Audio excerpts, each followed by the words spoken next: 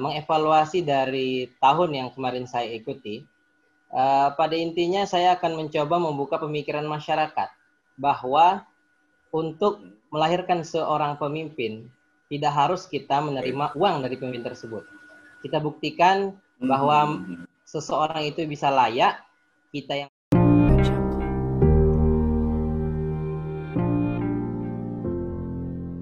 Bismillahirrahmanirrahim. Assalamualaikum warahmatullahi wabarakatuh. Waalaikumsalam warahmatullahi wabarakatuh. Alhamdulillah para pemirsa Akademik TV yang berbahagia, hari ini kita ketemu kembali di dalam acara spesial kita, yaitu acara resepsi pilkada, di mana untuk resepsi pilkada kali ini kita masih meneropong daerah atau Kabupaten Inhil, salah satu kabupaten yang ada di Provinsi Riau. Oleh karenanya, tajuk kita adalah menanti pemimpin Inhil. Dalam resepsi pilkada kali ini, kita akan menampilkan salah seorang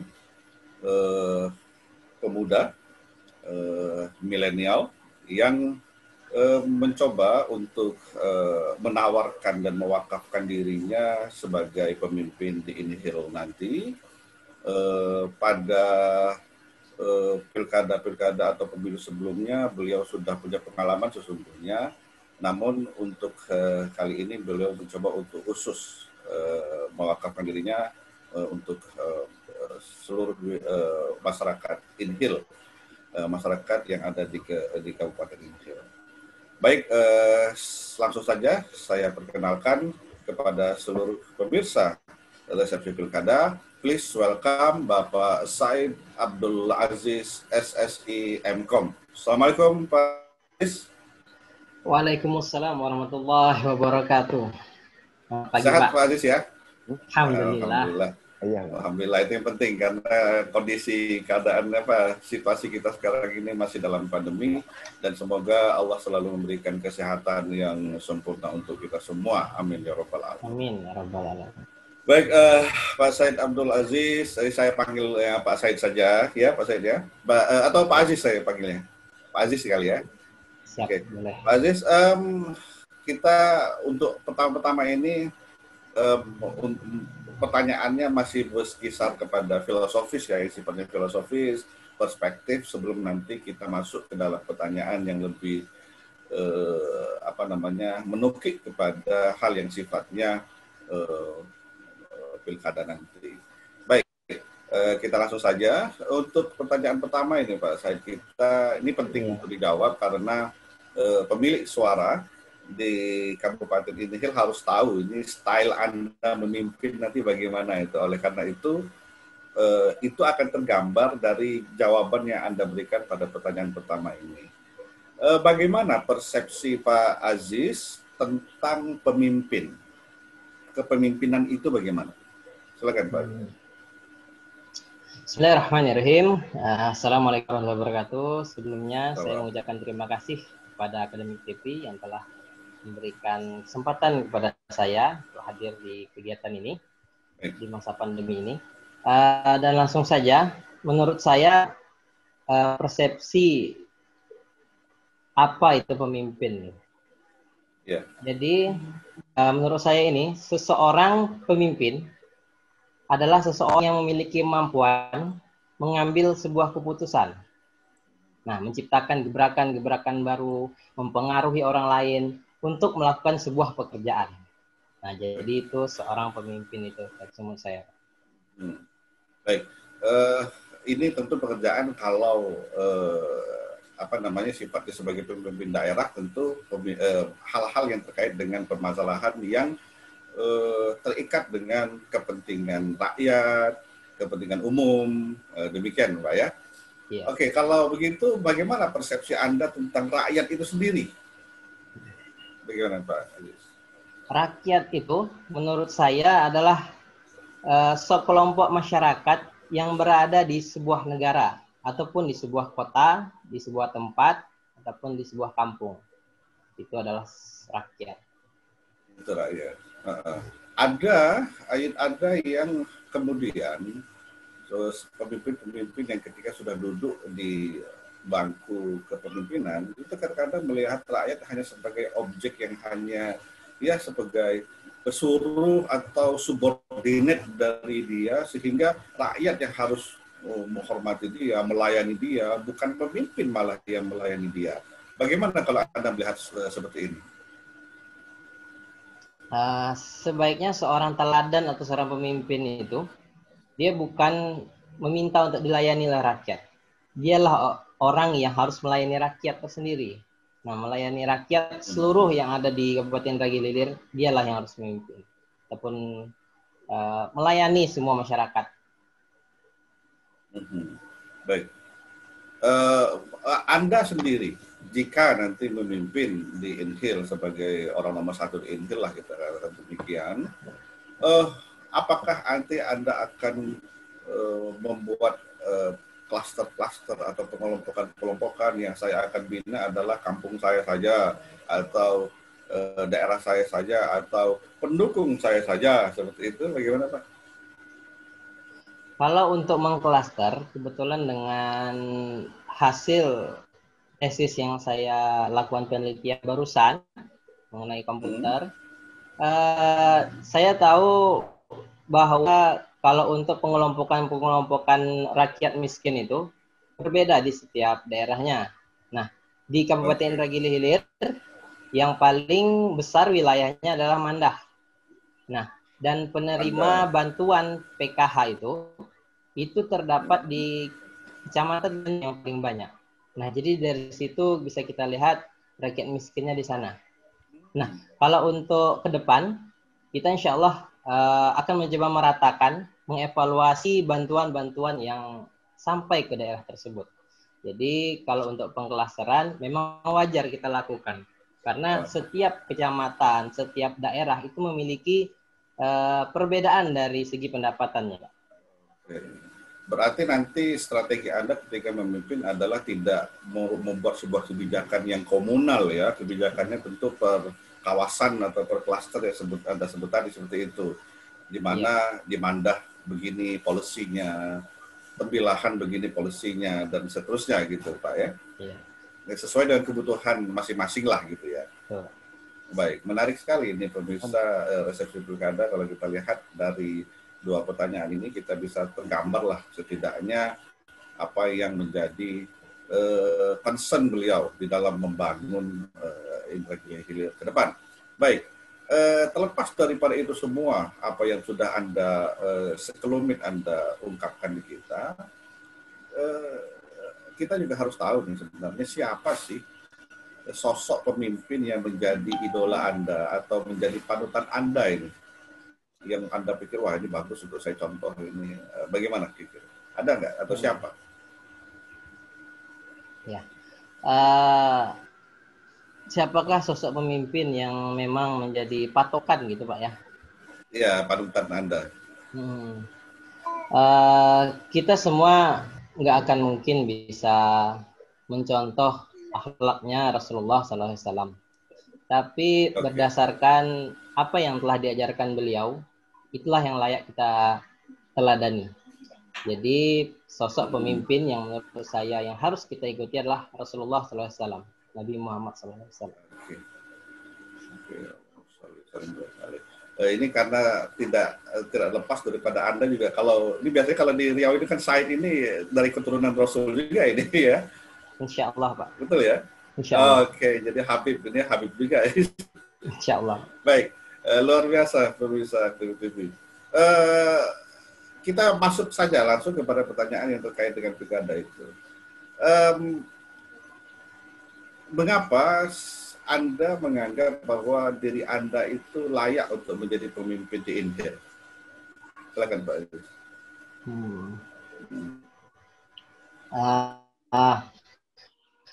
Intinya saya bukan merasa diri saya mampu, cuma saya punya keinginan lebih untuk mengeluarkan pemikiran-pemikiran saya ini untuk Kabupaten Ragil Hilir. Nah, apa pemikiran itu? Nah, jadi pemikiran-pemikiran yang saya tuangkan ini untuk kepentingan umat seperti kita punya kegiatan yang memang kegiatan itu kita kembalikan ke umat. Contoh, seperti kita punya kegiatan Jumat Berbagi. Itu Jumat Berbagi. Ya, itu setiap hari Jumat kita pergi ke lokasi-lokasi yang memang membutuhkan. Jadi ada rumah tangga yang membutuhkan, kita datangi. Sebelumnya kita survei kebutuhan mereka, apa kemauan mereka gitu. Itu kita datang setiap hari Jumat, Pak. Nah, jadi kenapa saya mungkin dianggap layak? Karena saya mau bekerja sama gitu. Bekerja sama dengan orang lain, terus menerima masukan dari orang lain, sehingga kita bisa mengambil sebuah keputusan untuk bersama, untuk mengatasi sebuah masalah.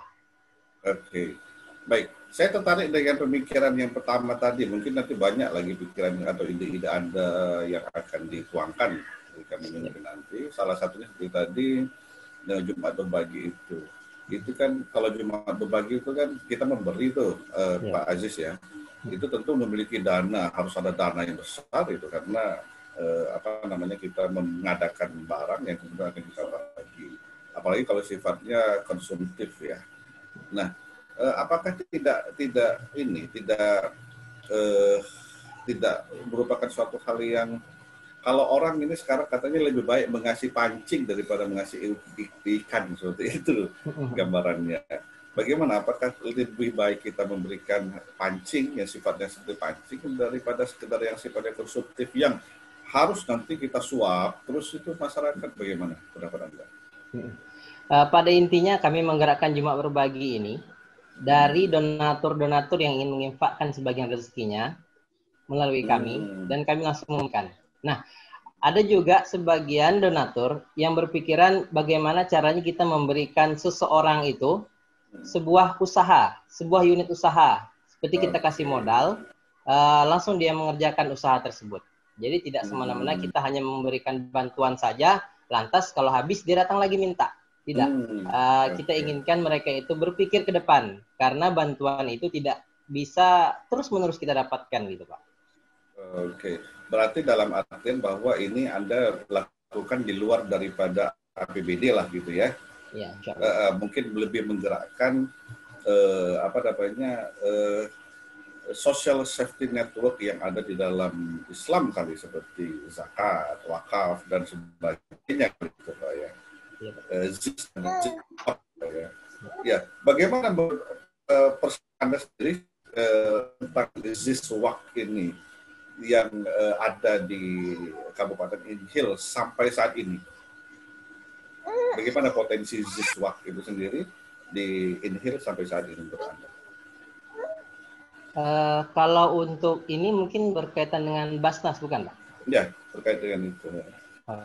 Berkaitan dengan Basnas, alhamdulillah saya juga mantau untuk pembagian-pembagian yang dilakukan oleh Badan Amil Zakat Nasional ini dari Kabupaten Ragi Hilir sudah berjalan. Mungkin harus ada kerjasama dengan komunitas-komunitas ataupun organisasi-organisasi di mana berbeda tempat, berbeda juga pengetahuan kita gitu tentang orang yang harus dibantu gitu, Pak. Oke. Seberapa besar potensi zakat, infak, sedekah dan wakaf yang ada saat ini di Inhil? Karena ini harus kita tahu jelas dan Bapak nanti karena tadi pemikirannya akan mengaktifkan itu kan harus jelas nih kekuatannya, potensinya sampai di mana. Jangan sampai potensinya tidak ada, kita hanya pemikiran-pemikiran lewat saja itu nantinya, Pak. Bagaimana? Betul, Pak. Sampai saat ini memang kita belum mengetahui berapa realnya dana yang ada di Badan Amil Zakat Nasional itu. Kemarin saya hanya melihat selintas saja, tapi lumayan cukup besar, Pak. Cukup bisa membantu di Kabupaten Ragi Hilir. Oh, Anda yakin lah itu bisa ya, bisa dilakukan ya. Baik pemirsa, Akademi TV, Persepsi Pilkada, ini baru satu yang kita lihat dari beberapa calon yang sudah ada lalu yang kita ajak dialog di sini, yang mencoba untuk mengaktifkan potensi yang ada di dalam komponen-komponen social safety network yang ada di dalam agama Islam. Itu seperti kita ketahui kan jaringan pengaman sosial di Islam itu ada zakat, infak, sedekah, dan yang satunya wakaf. Itu kan memang potensinya luar biasa sekali. Kalau kita bicara skala Indonesia itu luar biasa karena kita 80% adalah Muslim, dan di Indragiri Hilir juga ini 80% lebih itu juga terdiri dari masyarakat Muslim, Pak Aziz ya. Nah, tentu ini potensinya luar biasa sekali. Baik, pertanyaan selanjutnya Pak Aziz. Setelah nanti nih, seandainya kita bicara seandainya ini, tapi juga penting untuk dijawab. Nanti Anda menang dan terpilih sebagai pemimpin di Inhil, siapa sih orang pertama yang akan Anda ucapkan terima kasih nantinya? Orang yang pertama kali saya ucapkan terima kasih yaitu ibu saya. Karena tanpa jasa beliau, dari kecil sampai saat ini saya tidak akan bisa tumbuh berkembang. Yang pertama. Ya. Dengan kolega-kolega politik Anda, bagaimana? Nah, kalau yang kedua, itu saya akan mendatangi guru-guru saya, para ustadz yang kemarin 2019 saya juga maju menjadi caleg di Kabupaten Ragil-Ilir. Itu saya minta izin kepada para ulama yang ada di Kabupaten Ragil-Ilir. Nah, jadi sosok-sosok mereka yang akan tidak Anda lupakan juga gitu ya? Iya. Baik, kalau ini kan udah majemuk ini pemahaman kita bahwa seorang apalagi kalau pemimpin nomor 1 di daerah itu tidak lepas daripada, kalau kemarin istilahnya dipakai oleh Mahfud MD itu cukong-cukong gitu yang mensponsori. Ini kata beliau itu ya, kita coba untuk mengutip saja. Apakah mungkin nanti Anda akan salah satu gerbong di belakang Anda itu adalah cukong-cukong yang harus atau sponsor lah, kita sebut bahasa cukong ya, sponsor-sponsor yang akan membiayai Anda, karena kita pasti butuh uang untuk bergerak dan sebagainya. Apakah Anda lakukan terima kasih atau balas jasa dalam tanda kutip kepada mereka semua? Berbicara tentang dana yang kita keluarkan pada saat melakukan aktivitas politik, tentunya itu mempunyai dana yang sangat besar. Nah, mengevaluasi dari tahun yang kemarin saya ikuti, pada intinya saya akan mencoba membuka pemikiran masyarakat bahwa untuk melahirkan seorang pemimpin tidak harus kita menerima uang dari pemimpin tersebut. Kita buktikan bahwa seseorang itu bisa layak, kita yang memajukan, kita yang membantunya. Jadi bukan pemimpin itu yang mengeluarkan segelontoran dana untuk dipilih gitu Pak. Jadi alhamdulillah Pak, ketika kita lakukan ini, kami cuma menjalankan uang kas, ada beberapa orang yang infak, terbukti bahwa ada 1.175 orang yang mau memilih tanpa adanya duit, tanpa ada diberi baju dan lain-lain. Nah, ini kita insya Allah akan membuktikan ke depan pemikiran-pemikiran masyarakat Indragiri Hilir bisa seperti ini. Bahkan di Sumbar saja bisa melakukan, kenapa kita tidak gitu Pak? Jadi hal yang sifatnya seperti yang umum itu disebut dengan money politics atau bagi-bagi kaos dan lain sebagainya, itu Anda mencoba untuk tidak melalui hal-hal seperti itu. Dan kemarin ketika ada caleg sudah melakukan itu dan terbukti Anda hampir bisa untuk meraih itu ya, kursi itu ya, dengan cara demikian. Wah, ini luar biasa ini. Karena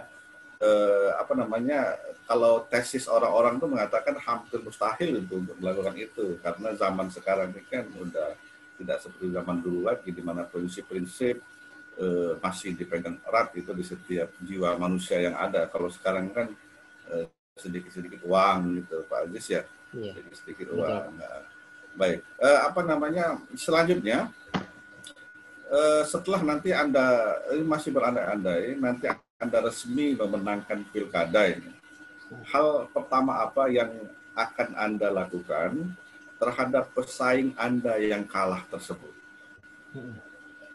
Uh, Hal yang saya lakukan yang paling pertama adalah meminta saran kepada mereka. Jadi mereka maju untuk Kabupaten Indragiri Hilir tentu mempunyai niat baik. Jadi kita minta saran-sarannya, kira-kira apa strategi-strategi mereka yang ingin lakukan untuk Indragiri Hilir. Jadi mungkin kita bekerja sama, berkolaborasi gitu. Apakah apakah tidak mustahil nanti yang namanya orang politik kan tidak selamanya di dalam politik katanya tidak selamanya sahabat, bahkan dalam politik tidak ada saudara, tidak ada, kadang-kadang hari ini lawan, kadang-kadang ini kawan. Nah, apakah tidak khawatir untuk mengancam atau menggerogoti kepemimpinan Anda ketika nanti yang tadinya lawan-lawan itu Anda rangkul? Pada intinya kita semua serahkan kepada Allah Subhanahu Wa Taala. Dengan niat kita baik, insya Allah Allah akan jaga gitu. Jadi tanpa harus kita takut hal-hal itu menggerogoti kita atau merusak dengan kepemimpinan kita. Biar masyarakat yang akan menjawab. Karena niat kita itu hanya untuk Indragiri Hilir, untuk menolong agama Allah. Insya Allah Allah akan jaga, Pak. Berbaik sangka ya, tidak ada suuzon gitu ya. Baik. Apakah ada kan susah ini kalau secara real dan aktual untuk melibatkan orang luar pemerintahan untuk ikut bersama di dalam membangun gitu. Apakah nanti orang-orang yang Anda bilang walaupun lawan tapi memiliki pemikiran-pemikiran yang bagus yang bisa dimanfaatkan, apakah tidak ditempatkan di suatu wadah misalnya, wadah khusus yang mungkin Anda siapkan biar mereka bisa berkontribusi nyata gitu? Bagaimana? Memang seharusnya kita siapkan forum silaturahim untuk kemajuan Kabupaten Indragiri Hilir, Pak. Jadi semua boleh mengeluarkan saran dan pendapat karena sesuai dengan flyer-flyer yang kita sampaikan ke media, mereka silahkan mengeluarkan aspirasi sehingga aspirasi itu bisa kita kerjakan secara bersama-sama. Gitu.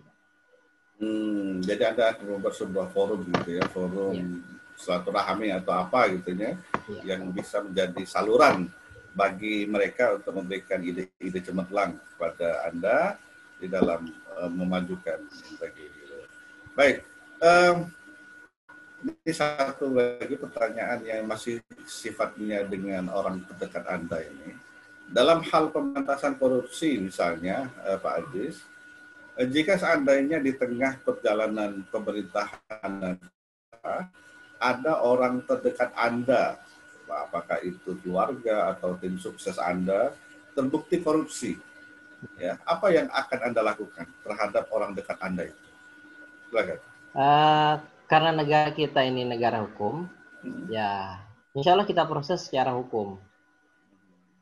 Diproses secara hukum, walaupun orang terdekat Anda gitu. Iya. Apakah tidak akan nanti merusak kekuatan organisasi Anda di dalam mendukung Anda ke depan? Anda lihat seperti itu gimana? Sesuai dengan apa yang Mbak bilang tadi, yang namanya politik itu tidak ada nama keluarga, tidak ada namanya saudara, tidak ada yang namanya teman dekat. Gitu. Politik itu memang kadang oke, kadang tidak. Jadi sesuai dengan berjalan apa adanya. Jadi Anda tidak takut nanti ketika nanti istilahnya Anda ditinggal sendirian itu oleh pendukung Anda, hanya tinggal sendiri sehingga yang lainnya berbelot menjadi yang antipati semuanya, nanti bagaimana? Ya, kalau kita berjalan dengan baik, berjalan dengan fatonah, jujur gitu, insya Allah kita tidak akan ditinggal oleh para pendukung kita, karena mereka yang menginginkan kita maju untuk bersama. Gitu ya. Tidak khawatir bagaimanapun nanti masyarakat tetap akan melihat yang mana yang benar gitu Pak ya. Iya. Baik. Baik, ini kita coba masuk kepada hal yang sifatnya potensi sumber daya alam dan sumber daya manusia. Apa potensi, kita ingin menggali wawasan Anda ya di Inhil ini, apa potensi sumber daya manusia dan sumber daya alam indera hilir yang Anda ketahui? Alam dan manusianya yang Anda ketahui. Untuk sumber daya alam dan sumber daya manusia, itu kita pisahkan dulu. Untuk sumber daya manusia ini dari aspek pendidikan, bagaimana cara kita mengembangkan secara kualitas dan kuantitas sekolah-sekolah. Jadi sehingga rakyat kecil pun bisa ikut untuk belajar tanpa harus membayar. Nah, ini bisa kita lihat.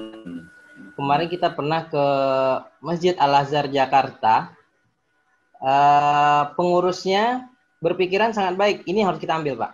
Jadi di sana uang infak yang dari masyarakat itu dikembalikan ke masyarakat lagi. Jadi ada masyarakat yang membutuhkan pekerjaan dalam bentuk pelatihan-pelatihan gitu, Pak.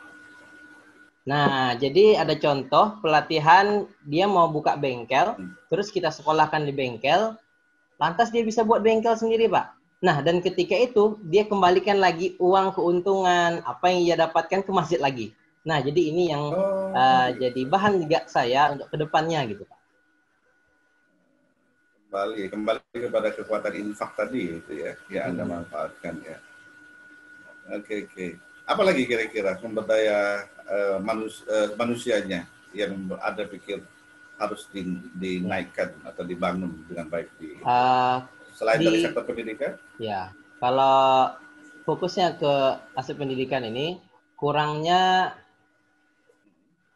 peralatan-peralatan ataupun kurangnya bahan-bahan untuk guru melaksanakan aktivitas belajar mengajar. Contoh di sini yang namanya labor itu jauh dari standar nasionalnya yang ada di Kabupaten Regilir nih. Kalau di tingkat nasional itu standar untuk peningkatan labor itu sangat bagus. Namun di Tembilahan ini sangat sulit hal-hal yang seperti itu, Pak. Jadi untuk peralatan-peralatan itu memang harus kita evaluasi, kita perbarui sehingga bisa membuat siswa-siswa itu lebih unggul daripada negara kabupaten lain. Baik, ini terkait dengan sarana dan prasarana yang Anda mention. Ya. Tapi untuk sarana dan prasarana itu kan membutuhkan dana, Pak Aziz. Sedangkan tadi Anda bilang bahwa Anda akan membuat konsep belajar tanpa bayar tadi itu. Ini bagaimana? Ini agak paradoks itu. Ya. Bagaimana kira-kira untuk memenuhi sarana prasarana dengan belajar tanpa bayar? Uangnya dari mana kira-kira itu? Mengenai ini kita punya keinginan karena konsep saya ini, Pak, di Quran surah Muhammad ayat 7 gitu, Pak. Ya ayyuhalladzina amanu in tansurullaha yansurkum wa yusabbit aqdamakum. Itu artinya kan, wahai orang-orang yang beriman, jikalau engkau menolong agama Allah, niscaya Allah akan menolongmu dan meneguhkan kedudukanmu. Nah, dari ayat tersebut, saya berkeinginan punya sekolah yang dibiayai oleh para donatur. Kita kembali lagi ke donatur, karena kebanyakan donatur yang kita ketahui ini, mereka ini sulit untuk memberikan langsung kepada orang miskin yang ada di daerahnya masing-masing. Kita belajar dari sini, jadi kita berikan pemikiran ini, kita insya Allah akan membuka sebuah sekolah atau rumah tahfiz yang dimana mereka untuk gratis untuk belajar, dan dananya itu kita kembali lagi ke donaturnya, Pak. Membuat sekolah yang baru gitu ya. Kenapa tidak begini saja? Donatur-donatur itu Anda arahkan untuk membina sekolah-sekolah yang sudah ada sehingga tidak kadang-kadang kan begini, Pak. Terlalu banyak, sesuatu yang terlalu banyak itu akhirnya tidak efisien juga gitu loh. Kenapa tidak yang sudah ada kita bangun dengan memasukkan konsep-konsep yang sudah ada di Anda gitu, sehingga mereka yang tadinya tidak bayar itu tercover dari donatur-donatur itu. Karena begini kita kadang Pak Aziz, yang kita lihat ini yang jeritan-jeritan para guru juga, sekolah gratis adalah slogan kampanye yang akhirnya memberatkan pelaksana pendidikan di lapangan. Kenapa? Karena mereka nggak ada uang akhirnya untuk mengembangkan itu akibat dari policy gratis, sekolah gratis tadi yang dikampanyekan itu. Sehingga akhirnya banyak kepala sekolah yang menggadaikan emas mereka sendiri dan lain sebagainya untuk menutupi operasional sekolah akibat daripada gratis-gratis yang dikampanyekan tadi. Bagaimana Anda berpikir tentang ini? Konsep saya membangun sebuah sekolah yang memang gratis itu memang di luar dari pemerintahan. Jadi kalau kita kembalikan ke sekolah di pemerintahan, itu memang kita kembali lagi ke donatur. Apakah donatur mau untuk memajukan sebuah sekolah yang memang sekolah itu sudah lama, sekolah pemerintah, namun perlu tambahan-tambahan dana untuk memperbarui aktivitasnya, memperbarui keilmuannya. Jadi kita manfaatkan yang memang ada di Kabupaten Ragi Ilir nih, Pak. Jadi untuk yang tadi itu memang tujuan mungkin setelah status menyandang gelar S2 ini, kita inginkan seperti itu. Karena kita belajar dari sebuah masjid, pengurusan masjid itu bisa membangun lapangan kerja sendiri dengan infak umat. Karena infak umat ini kalau kita lakukan, insya Allah akan menjadi amal jariah. Dan ketika kita beri bukti yang nyata, insya Allah banyak orang yang akan menginfakkan rezekinya gitu, Pak. Baik. Ini semangat luar biasa. Ini memang semangat seperti Pak Aziz ini, seluruh pemirsa resepsi pilkada, semangat yang harus dibina, dan kita memang membutuhkan perwujudan dan manifestasi daripada semangat seperti ini. Apakah bisa diaplikasikan atau tidak di kita? Jika saja bisa diaplikasikan di Inhil, ini luar biasa, bisa jadi percontohan yang bagus untuk Indonesia secara keseluruhan. Selain pendidikan, tadi ada sumber daya alam. Bagaimana kalau sumber daya alam yang Anda ketahui di Inhil, Pak? Untuk sumber daya alam, bisa kita lihat Indragiri Hilir ini adalah kotanya kelapa. Nah, jadi kota sebutan ini memang banyak kita ketahui adanya perkebunan kelapa yang sangat banyak dibanding kabupaten-kabupaten lain. Jadi untuk potensi kelapa ini bisa kita perbarui lagi, kita perbaiki lagi sehingga petani-petani kelapa ini yang berkebun tentang kelapa ini bisa terus semangat untuk memperbarui hasil dari pekerjaannya tersebut.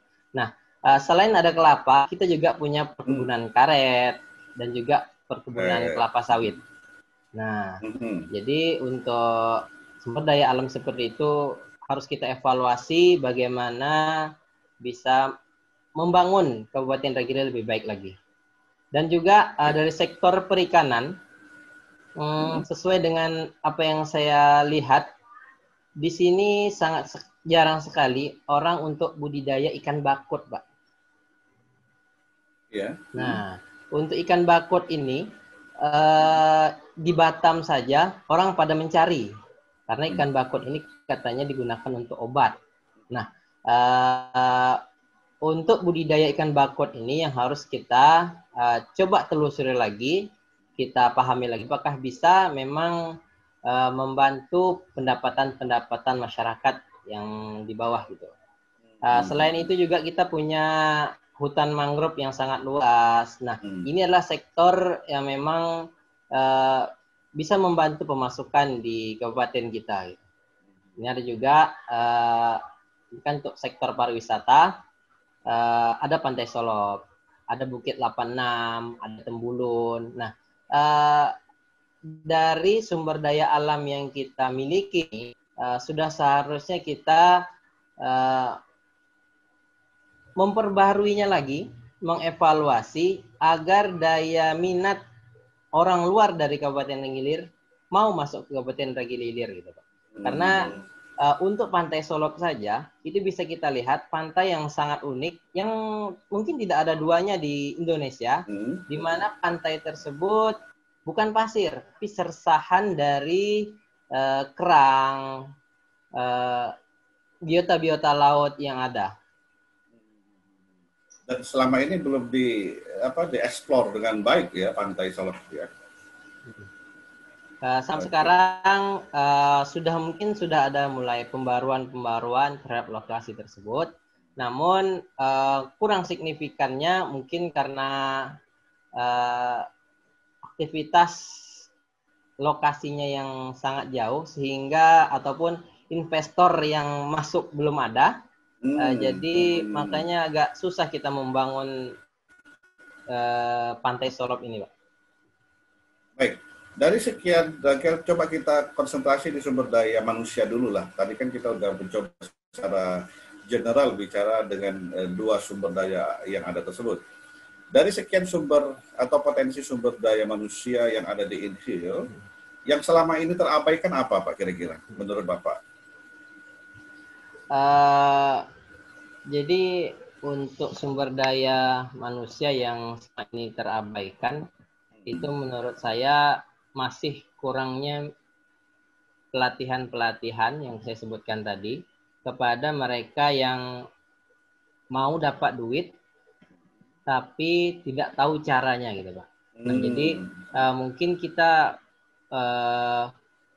beri pelatihan dulu, setelah itu dia bisa buat lapangan kerja sendiri. Contoh ketika seseorang mau cari duit, kita khususkan dia seperti menjahit. Nah, untuk menjahit tersebut, ketika dia sudah ahli, itu insya Allah dia akan lebih mudah untuk mendapatkan uang. Nah, jadi sudah seharusnya kita melakukan pelatihan-pelatihan yang seperti ini, karena di format kita juga, kita inginkan nanti setelah pembangunan gedung dakwah kita ini selesai, kita ingin kreatif-kreatif seperti ini kita kumpulkan, Pak. Jadi kita, bagi siapa yang mau diikutkan kursus, setelah itu kita tekan kontrak, dia harus bisa buat lapangan kerja sendiri. Oke, ini kalau ideal memang kalau dilakukan itu di lahan lah Pak ya, atau Pulau Kijang atau yang masih ramai di Guntung. Tapi kalau kita lihat skala besar daripada ini kan memang kampung-kampung yang pelosok-pelosok gitu, yang kadang kita pakai motor saya itu susah Pak dijangkau Pak. Itu bagaimana Anda menyentuh sumber daya manusia yang ada di daerah-daerah yang pakai motornya susah kita lalui, itu bagaimana Pak? Karena Kabupaten Dagilir mempunyai daerah utara dan daerah selatan dan juga daerah kota. Dari pembangunan masalah jalan itu memang sudah lama dibahas. Kenapa masalah infrastruktur jalan ini tidak selesai sampai sekarang gitu Pak. Bagaimana daerah itu maju, bagaimana daerah itu ramai dikunjungi orang, tapi akses untuk menuju daerah tersebut tidak ada gitu. Nah, sudah seharusnya kita memberi jalan. Kalau kita memberi jalan, tentu kita harus buat dulu jalannya.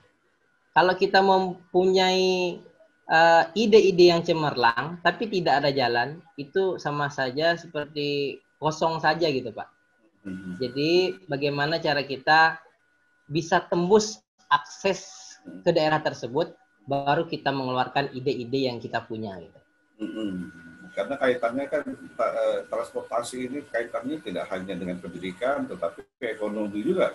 Ketika transportasi, sarana transportasi dari jalan sampai perangkat transportasinya itu memang baik, tentu ekonomi juga akan bergerak seiring dengan itu semua.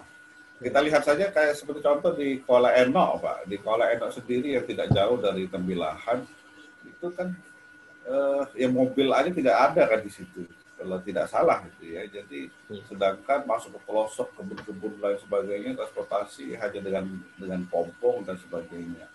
Apakah menurut Pak Aziz dalam selama ini pemerintah yang ada sekarang tidak memberikan perhatian yang lebih di dalam hal itu, bagaimana? Kalau untuk itu memang setiap orang mempunyai batasan-batasan dalam memimpin, batasan dalam menyelesaikan sebuah permasalahan di kabupatennya masing-masing.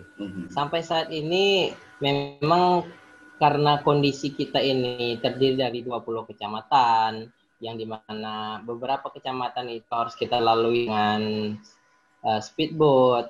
Jadi memang sudah seharusnya kita jalani apa adanya. Maksud saya ini kondisinya seperti itu, mau tidak mau, suka tidak suka, apapun yang menjadi kesusahan kita, itulah yang harus kita laksanakan.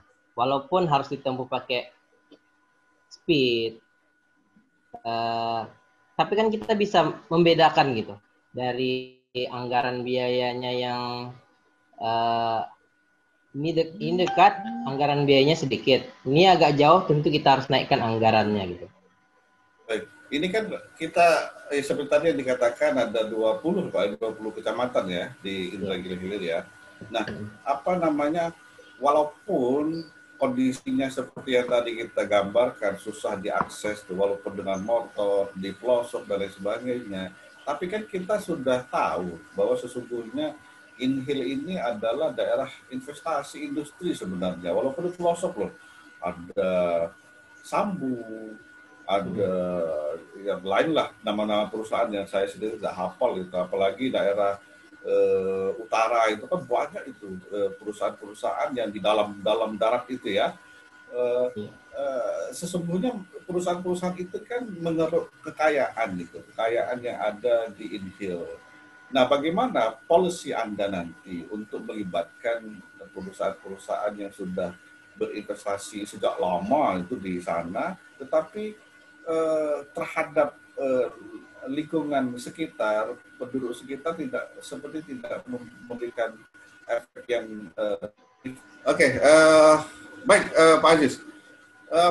Ini kita udah tahu bahwa sesungguhnya walaupun seperti yang tadi kita katakan daerah kecamatan yang ada di Inhil itu susah ditembus, aksesnya sangat susah, bahkan dengan motor sendiri. Tetapi kan di situ banyak perusahaan-perusahaan yang berinvestasi sejak dulu. Di Koleno ada Sambu, di lain lah saya nggak ngerti itu nama-nama perusahaan-perusahaannya. Bahkan di utara itu kan banyak sekali itu perusahaan-perusahaan di dalam darat ke sana itu.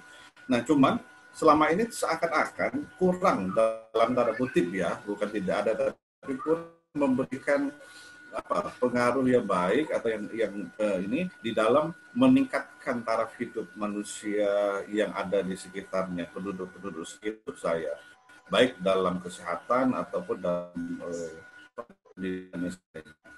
Bagaimana Anda menyikapi hal ini sehingga paling tidak perusahaan-perusahaan yang berinvestasi tersebut itu menjadi kaki tangan Anda untuk membangun daerah-daerah yang tadi itu? Bagaimana Pak Aziz? Untuk mengenai hal ini, tentunya kita kan punya kontrak kerja gitu. Nah, jadi kontrak kerja sama kita, ketika dia mau melaksanakan aktivitas di Kabupaten Indragiri Hilir, kita harus membuat kerjasamanya. Jadi buat kerjasama sehingga menguntungkan pemerintah Kabupaten Indragiri Hilir dan juga menguntungkan masyarakat setempat. Jadi tidak seakan-akan mereka cuma hanya mencari keuntungan di kecamatan tersebut. Karena banyak masyarakat yang memang bekerja di sebuah perusahaan tersebut, seperti contoh di BRS, itu ada di Pelangeran, mereka menguntungkan hidup dengan adanya PT tersebut gitu.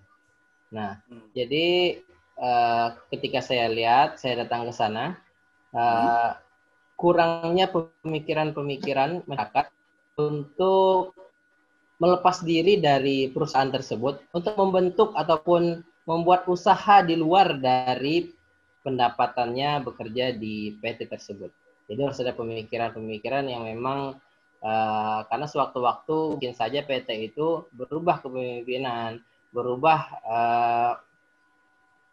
sistemnya, sehingga masyarakat sekitar tidak terkejut dengan tutup atau tidak tutupnya perusahaan tersebut. Nah, maka daripada itu, untuk akses jalannya ke sana, itu memang harus kita pikirkan dari awal agar saling berhubungan, saling menguntungkan di pihak pemerintah sama pihak perusahaan. Baik. Untuk perusahaan-perusahaan yang baru mungkin kita bisa buat kontrak yang demikian, tapi yang udah berdiri yang lama ini seperti BRS dan sebagainya itu, Pak Said, kan saya teringat dengan apa yang dikatakan oleh pemimpin Basnas dulu, yaitu Profesor Haji Kiai Haji Didin Hamidun, ketika beliau melakukan kunjungan ke Aceh itu mengatakan bahwa salah satu perusahaan di Aceh aja itu kalau kita kutip zakat korporasinya itu bisa 1 juta US dollar satu tahun. Itu baru satu perusahaan. Nah, seperti yang menjadi visi dan misi Anda di dalam ekonomi, mengaktifkan peran komponen zakat, infak, sedekah, wakaf itu.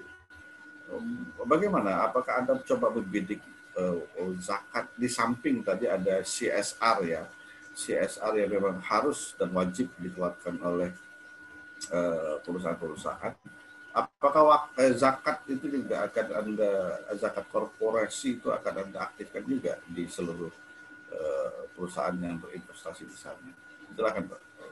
Saya rasa itu sangat baik kita lakukan di semua perusahaan yang ada di Kabupaten Ragi Hilir, karena memang manfaatnya ada gitu.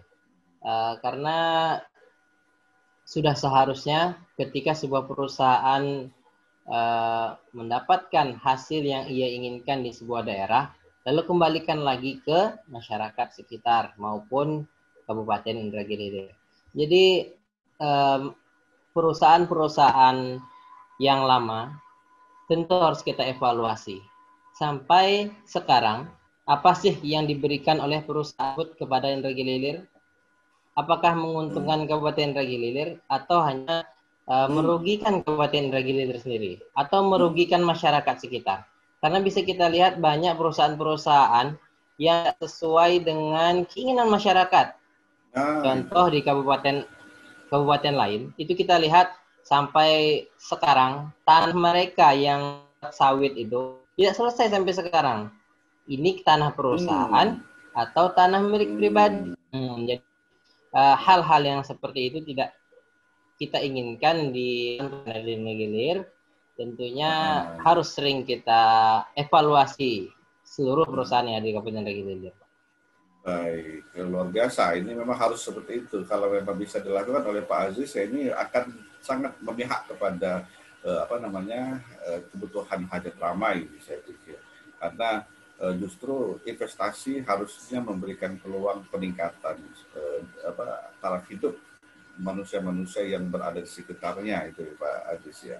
Ya. Baik, untuk dari sekian potensi sumber daya alam sendiri ini yang sampai saat ini belum digarap dengan baik gitu kan, tadi ada sebut ada kelapa, ada sawit, ada dari sektor laut juga banyak itu, dari karet juga. Kira-kira yang belum digarap dengan baik ini apa yang potensinya besar di sana itu? Silakan, Pak. Kalau untuk yang selama ini tidak tergarap, kalau kelapa insya Allah sudah mulai tergarap, namun memang harus tentang pendapat yang kita dapatkan dari kelapa tersebut. Nah, kita juga punya mangrove. Hutan mangrove ini, kalau kita perbaiki, kalau kita evaluasi lagi, ini bisa menjadi devisa negara. Karena apa? Hutan mangrove yang ada di Kabupaten Indragiri Hilir ini sangat khas, Pak. Jadi bisa menjadi khasnya itu kalau di daerah Mandahim bisa kita lihat lokasi-lokasinya itu bisa kita jalur pakai speed, kita masuk di tengah-tengah itu banyak bakau-bakau yang memang umurnya ratusan tahun, yang Oh, sangat iya. besar sekali. Hmm. Bisa dijadikan kata. Cuma ini sepertinya orang anggap biasa saja gitu. Dan juga Hmm. kita punya seperti wisata-wisata lain seperti sampan leper. Nah, untuk sampan leper itu sangat jarang bisa kita temui di kabupaten lain, Pak. Karena mungkin lumpur yang kita miliki ini berbeda dengan lumpur-lumpur yang ada di kabupaten lain. Dan juga kita punya pohon nipah. Nah, pohon nipah ini kan kalau kita sebatas tahu saja dia punya buah. Buahnya itu seperti buah rambutan, saya rasa, ataupun Hmm. kelengkeng gitu.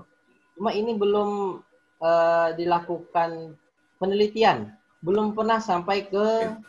perusahaan-perusahaan besar mengenai penelitian tentang Hmm. buah nipah ini. Kayaknya harus kita Hmm. naikkan ke diadakan penelitian manfaat-manfaat dari buah nipah tersebut. Karena di Kabupaten Regililir, ketika kita mengunjungi daerah utara sana menggunakan speed, banyak sekali kita lihat pohon-pohon nipah bertebaran begitu saja gitu. Mustahil apa yang diciptakan Allah ini tidak ada manfaatnya. Manfaatnya ya. Begitu. Hmm. Jadi apa namanya, kalau selama ini apakah dari buah nipah itu memang sudah diambil manfaatnya secara individu di tengah masyarakat selama ini? Nah, kalau selama ini saya cuma tahu buah nipah itu hanya sekedar untuk makan, pelepas kenyang gitu. Jadi Hmm. seperti kelapa yang keras, Hmm. udah sekedar makan saja, tapi kita tidak tahu manfaat-manfaatnya seperti apa. Seperti hidrokoko yang terkenal sekarang itu kan berasal dari Kabupaten Regina Ilir. Kenapa sih buah Hmm. nipah itu tidak bisa kita naikkan lagi namanya gitu? Ini kan sekaligus mempromosikan Kabupaten Regina Ilir dengan sumber daya alam yang ada di Kabupaten Regina Ilir. Betul. Kelapa, Pak. Sebenarnya apa sih kalau Bapak lihat yang kemarin? Saya nggak tahu sekarang masih terjadi atau tidak.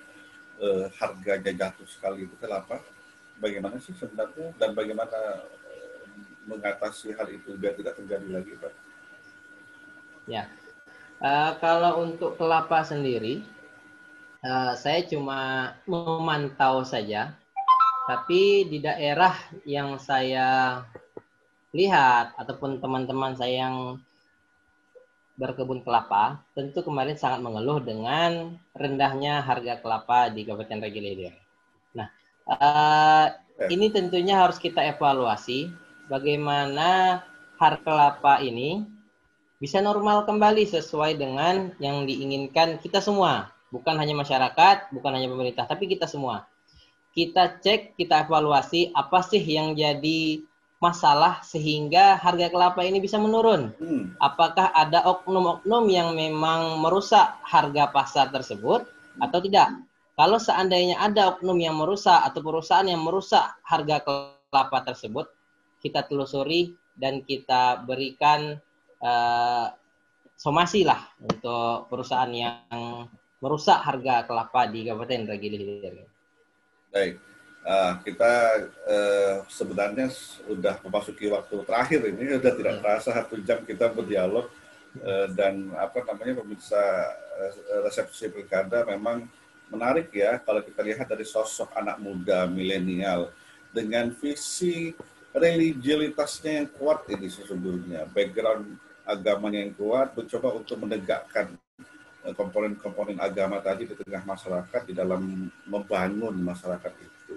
Ini kita lihat dari sosok Pak Said Abdul Aziz yang mencoba untuk maju mewakafkan dirinya sebagai pemimpin di Indonesia nanti. Pertanyaan terakhir Pak Aziz untuk Anda, ini pertanyaannya sifatnya apa? Sifatnya pribadi sesungguhnya, cuman harus tahu ini kita masyarakat harus tahu. Apa sih kekurangan daripada diri seorang Said Abdul Aziz sesungguhnya? Apa kekurangan? Pada intinya memang banyak kekurangan yang ada pada diri saya ini, Pak. Makanya ketika saya berbicara dengan teman saya, ketika saya berada di luar koridor, berada di luar jalur, tolong ingatkan saya. Nah, yang membuat saya ini kurang, ketika saya tanya sama seseorang, apa sih kira-kira kekurangan saya ini? kadang saya belum mau menerima masukan-masukan dari orang lain. Namun ketika itu saya belajar lagi, rupanya kekurangan-kekurangan saya itu hal-hal yang seperti itu belum bisa membagi waktu. Jadi belum bisa membagi waktu ini untuk umat dan ini untuk keluarga. Kadang kita aktif di dunia luar tapi kadang lupa dengan keluarga gitu. Ini yang mungkin harus kita pikirkan juga, karena pada intinya ketika kita sudah tidak ada lagi, yang merasa kehilangan itu adalah keluarga, bukan orang lain. Betul, orang terdekat dengan kita, yang sehari-hari dengan kita.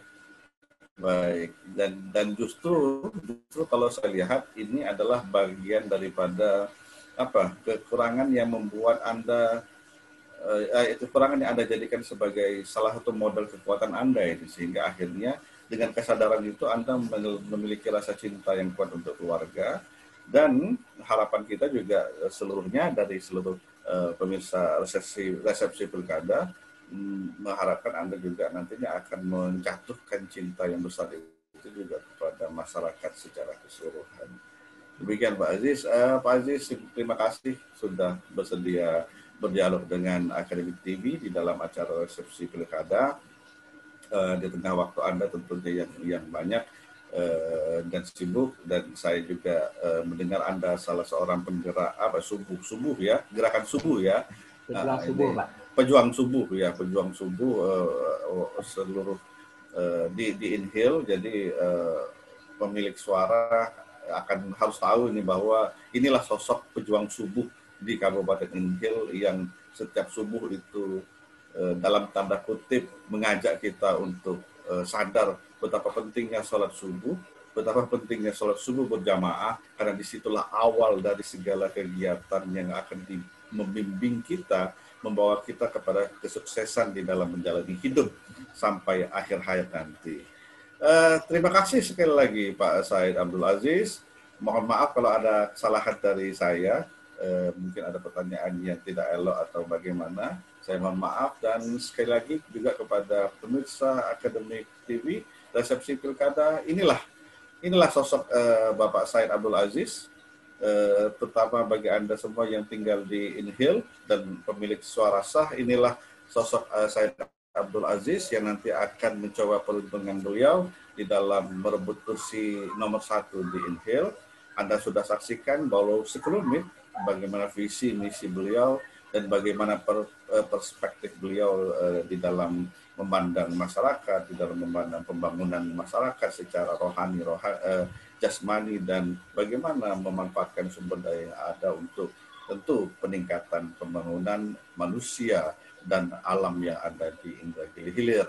Terserah Anda, kami dari Akademik TV hanya menampilkan setelah untuk kemudian memberikan ruang kepada seluruh pemilik suara di Indragiri Hilir untuk menentukan atau jatuh hati kepada siapa, itu semuanya adalah hak daripada seluruh pemirsa semua. Saya kira demikian. Jangan lupa untuk menulis di kolom komentar tentang pendapat Anda tentang sosok Bapak Said Abdul Aziz. Kami juga siapkan di bawah itu ada polling. Silakan diklik pollingnya jika Anda menyokong atau setuju dengan apa yang kita dengar dari Bapak Said Abdul Aziz. Silakan diklik klik pollingnya. Silakan dicatat komentar Anda di situ, dan juga di like ya kalau memang Anda yang suka dengan sosok Bapak Said Abdul Aziz ini. Dari kami demikian, terima kasih, dan jangan lupa subscribe selalu dan pencet lonceng dari subscribe tersebut sehingga Anda selalu update dengan program acara terbaru dari Akademik TV. Terima kasih, wabillahi taufiq wal hidayah. Wassalamualaikum warahmatullahi wabarakatuh. Waalaikumsalam warahmatullahi wabarakatuh.